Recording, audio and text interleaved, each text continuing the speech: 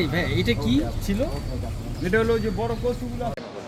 এইটা আসলে হচ্ছে মানুষের জীবনকে একটু সহজ করার জন্য এই প্ল্যানটা আসছে যে মানুষ আসলে সারাদিন জব করে বা কেউ গার্জিয়ান যারা মারা আছে তারা স্কুলে থাকে, তারা বাসায় যাওয়ার পরে সবজি ধুয়ে কেটে রান্না করাটা ডিফিকাল্ট হয়ে যায়। ওই থেকে আমাদের ম্যাডাম যে উনিও ছিল একজন ব্যাংকার, উনিও ফ্যামিলিকে এই জন্য খুব একটা সময় দিতে পারতো না, তো উনি জব ছাড়ার পরে মানে ওনার ইয়াটা হচ্ছে যে কিভাবে মানুষের জীবনটাকে একটু সহজ করা যায়, ওইটা থেকেই আমাদের আসলে এই করা যে সবজিকে কেটে টেটে রেডি করে দেওয়া যায় কিনা, ওইটা থেকেই থাকে এই কার্ডসগুলো আপনাদের এই গাড়িগুলো? আমাদের আপাতত দুইটা গাড়ি চলতেছে, দুইটা কার্ড চলতেছে, মিরপুর ডিএইচএস চলতেছে, এবং আমরা চেষ্টা করতেছি যে এটাকে আরও বড় করার জন্য আর কি।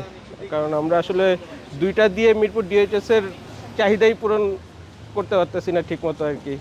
আমাদের অনলাইন ডেলিভারি কার্ড থেকে সব মিলায়া আলহামদুলিল্লাহ ভালো হচ্ছে, রেসপন্স পাচ্ছি, চেষ্টা করতেছি যাতে আরও বাড়ানো যায় আর কি।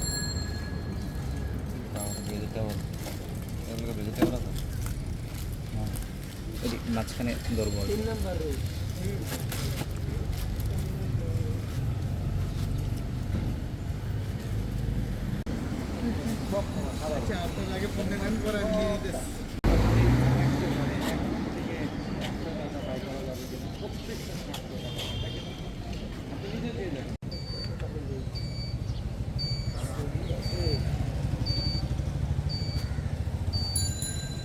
অবশ্যই ভালো লাগতেছে, সব কিছু রেডি পাওয়া যাচ্ছে, সব কিছু রেডি, জাস্ট রান্নার জন্য ধুয়ে রান্না করলেই হচ্ছে, সময় বাঁচতেছে, পাশাপাশি দেখা যায় দৈনন্দিন কাজেও সহজ হচ্ছে।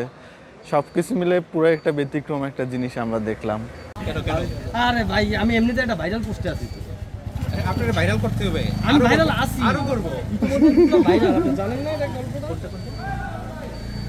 গুড এগ্রিকালচার প্র্যাকটিসটা করা, যেটা হচ্ছে যে আমি একদম কৃষক লেভেলে চলে যাব, কৃষক লেভেল থেকে আমি প্রোডাক্টগুলো নিয়ে আসব, নিয়ে এসে আমি ভোক্তাদের মাঝখানে দিব, যেটা ভোক্তারা উপকৃত হবে, আমি কম প্রাইসে ওনাদেরকে দিব, আর কৃষকের কাছ থেকে ন্যায্য মূল্যে আমি নিয়ে আসবো, নিয়ে এসে এটা মানে ওই দিকেও আমার একটা ছিল যে আমার সেলসটা তো বাড়বে, আর এই জন্য আমার সাপ্লাই চেনটা স্ট্রং হতে হবে, আমার বড় একটা ইনভেস্টমেন্ট দরকার।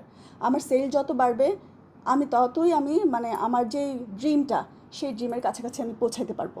সেই লক্ষ্য নিয়ে আসলে আমার এই মানে বিজনেসটা স্টার্ট করা।